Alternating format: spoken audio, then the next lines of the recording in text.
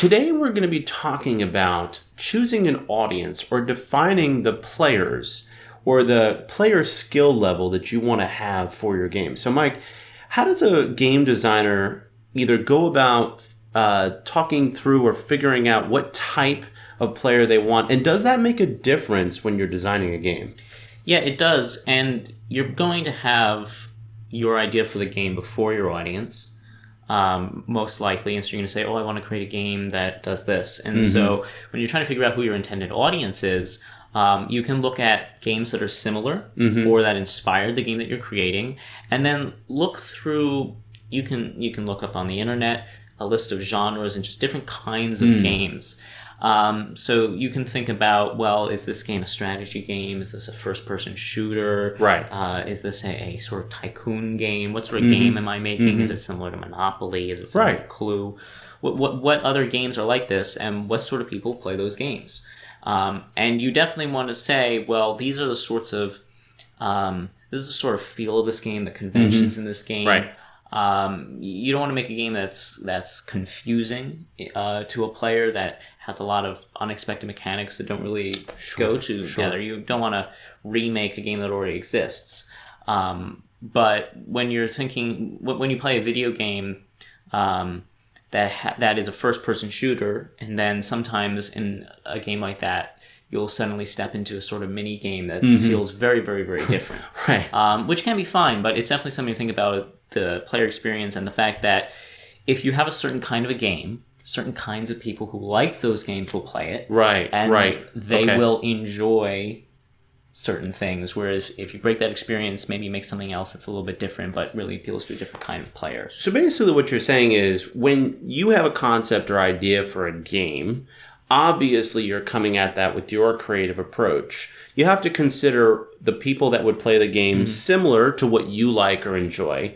But in addition to that, the concept you might have might be bigger or might be more focused to a set of players that not necessarily have the same play style as you.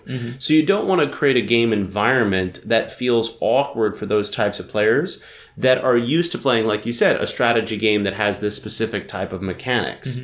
In addition to that, I think it's important when you're defining the audience for your game that you do have that in mind, and that is part of the build process. Because those players are going to, like we said, expect certain things from the dynamics of the play environment. And I like what you said there about there being certain types of games that are for certain types of players.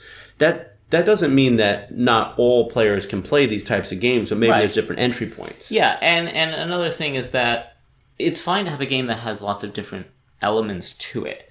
But if somebody sits down and they're looking at their collection of games on Steam, and they're saying, well, I feel like playing this kind of a game, if your game is somewhere in the middle between two genres, they're probably going to pick a game that's a little bit more like this or a little bit more like that. Sure. And so somebody might say, I kind of want to play strategy games, so I'm going to play this game. I kind of want to play first-person shooter. If your game kind of mixes both, sometimes you can be a little bit of a jack of all trades, master of none. And there certainly are innovative games that really combine a lot of elements from different genres, but that are very grand in scope. So, but a lot of times in such a game, when a new DLC is added that really adds something that's in a bit of a different genre, fans will say, well, this is a little bit off the intention. You'll get every time there's a new content released for Minecraft, people will say, is this taking it a little bit away from what Minecraft is? And they do a great job of trying to stay on their brand and how they've developed the environment. Of Minecraft. I do think this is It'd be very strange if they released art for Minecraft that wasn't pixelated. Right. I do think this is a good connection, and we will have another video about this. But it does take into account how you get players to come back, to keep playing in your game and in your world. And what I'm noticing trends in games now is that there's a simplicity aspect that people appreciate about that game and being comfortable within that environment, like Minecraft, where they know what they're going to get, they know what they're supposed to do. Even though there's a lot that they've obviously added over the years, still Minecraft is a resource management building game, and that's what it's always going to be, and that's what we think. So check out our other video on playability. I actually think that it's also something that companies like to do, or that developers like to do. If you're a game designer, having the idea of this is what my game is, this is how I'm going to make it, makes it easier for you to focus on developing one aspect of your game, making your game really good at something. And if you don't have an idea of this is who I'm making games for, this is what I'm trying to make the game do, you can try to achieve too much and achieve nothing at all. Well, I think this is an important topic, and obviously we have other videos on how you get people to come back to play your game more than once, how you create an environment where there's a need for achievement. We'll go into that in another video.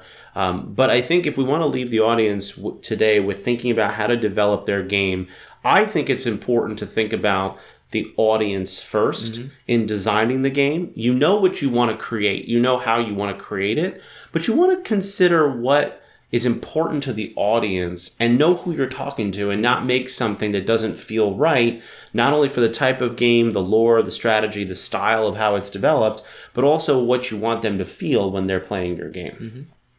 Yeah, I agree. Well, thank you for joining us. This has been Game Brainz. I'm John. Check out our other videos, subscribe to our channel below, and we look forward to seeing you next time.